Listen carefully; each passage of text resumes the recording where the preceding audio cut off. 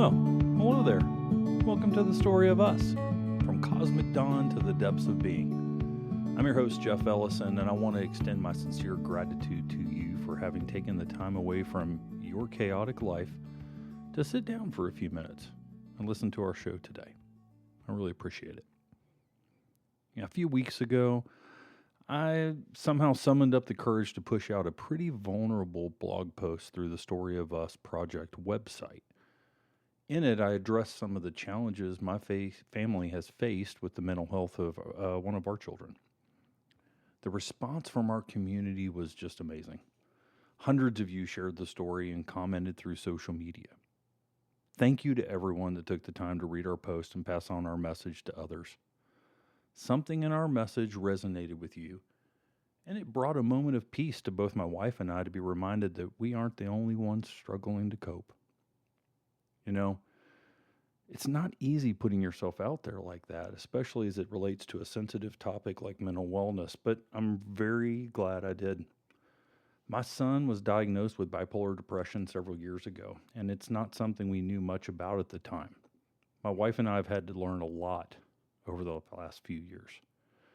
Things like treatment options, coping skills, how to stay calm and patient, and where to dig deep for extra fortitude when things get really bad. And they do. We've had to take time to address our own mental health as a result. And we've had to take time to be there for each other as we fight to remain positive. Bipolar depression is tough. It severely impacts a person's quality of life. And it impacts the quality of life of all those people around him too. It's not easy to parent. And it's even harder sometimes to understand and empathize with. So, if you're not familiar, bipolar depression is a severe form of depression. It's characterized by prolonged periods of low mood, followed by these bursts of manic energy. It's not a consistent pattern, and at many times it can feel like you're on a roller coaster ride. And those swings can happen instantaneously. What starts out as a peaceful, ordinary day can take a turn sharply at any moment. Our child has suffered from pretty much all the symptoms of this disease through the years, from overwhelming sadness to hopelessness, fatigue, sleep disturbances, and even difficulty concentrating sometimes. He can be obsessed with things at some times, and at other times he loses complete interest. I can't imagine how hard that is for him. It's hard enough as it is for kids to transition to adulthood in today's society. I'm proud of him. Only he knows the extent of the internal battles he fights every single day. I'm proud of him for the hard work he puts in to just navigate life. And I'm proud of him for allowing me to share his story with you guys. We'll have to get him on the show soon so you can hear from him. He's a pretty funny guy.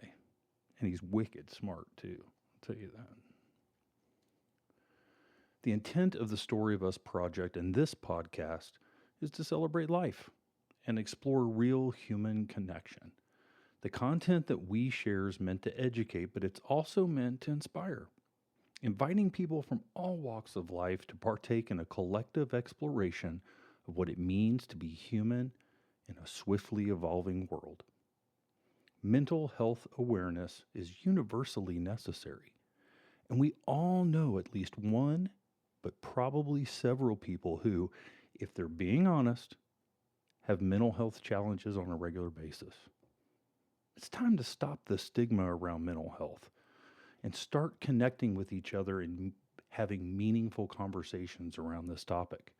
So today, I'm reflecting on the blog post we called Coping with a Child's Mental Health Struggles and Finding Joy in the Everyday. That post dropped on July 23rd of this year, and you can find it on our website at www.thestoryofuSproject.com, or you can click on the links that we posted on Facebook and Instagram. Today, I'm ensuring that you podcast listeners can enjoy the same content if you're not already connected on our site. So, this is a special episode. It's a special episode for you parents out there, caregivers, and really anyone navigating the tender complexity of family life. Whether you or a family member suffer from a diagnosed mental disorder or not, I hope you find something valuable in our message that you can take with you today and share with other people.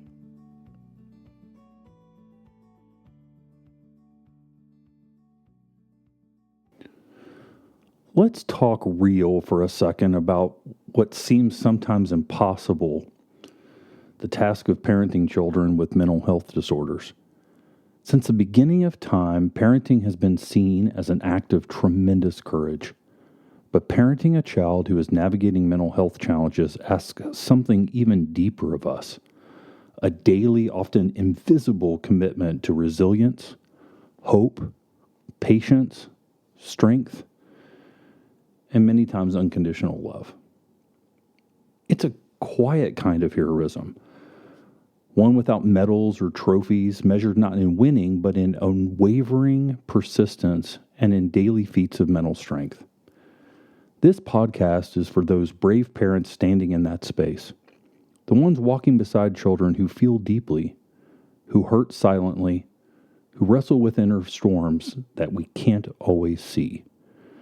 The ones who have faced sleepless nights, school and career struggles, panic attacks and manic episodes, depressive spells, or unspoken sadness, and have kept going. If that's you, you're not alone. And yes, there is still joy to be found there. Mental health challenges in children can take many forms, things like anxiety, depression, ADHD, OCD, trauma, or struggles with identity and belonging. Sometimes these show up in really obvious ways, but at other times, they're masked by silence, avoidance, raging anger, or exhausting and debilitating restlessness. As parents, we may oftentimes feel completely helpless. We want to fix what's broken. We want to soften what hurts. When our children suffer, we suffer alongside them. But the path forward is less about fixing or healing and much more about providing stability, being consistent with support, managing your anger and frustration, and seeking to understand. We walk alongside them. We bear witness to their struggling and suffering each day, and we feel it in very tangible ways. We do our best to offer structure, support, and love, not as solutions, but as shelter from the storm. It's not easy. But what does bearing witness look like in everyday life? It means you quickly get really good at listening for sudden outbursts or unexpected silence. You never let your guard down. You note shifts in behavior, the first signs of a mood swing, a hint of school or work withdrawal, little changes in sleep or appetite. You lean in with your presence more than your opinions. Watching your child struggle with finding joy can be heart-wrenching for parents. Emotional challenges, environmental stress, high expectations, and unmet needs all play a role. Understanding root causes is the first step toward meaningful support. And this is the paradox of parenting through mental illness. You may not be able to take away your child's pain, but your calm presence and empathy can still be really powerful medicine. It's not comfortable to create a home where talking about feelings is as normal as sharing dinner. It isn't easy, but it's essential. I think you need to ask specific, gentle questions, like, how did that make you feel? Or, was there a moment today that felt hard? Not just, how was your day? Listening without judgment helps build trust. Being honest about your own emotions, like, I'm feeling tired, but I'm glad to be here with you, that invites them into emotional openness. Yeah, easier said than done.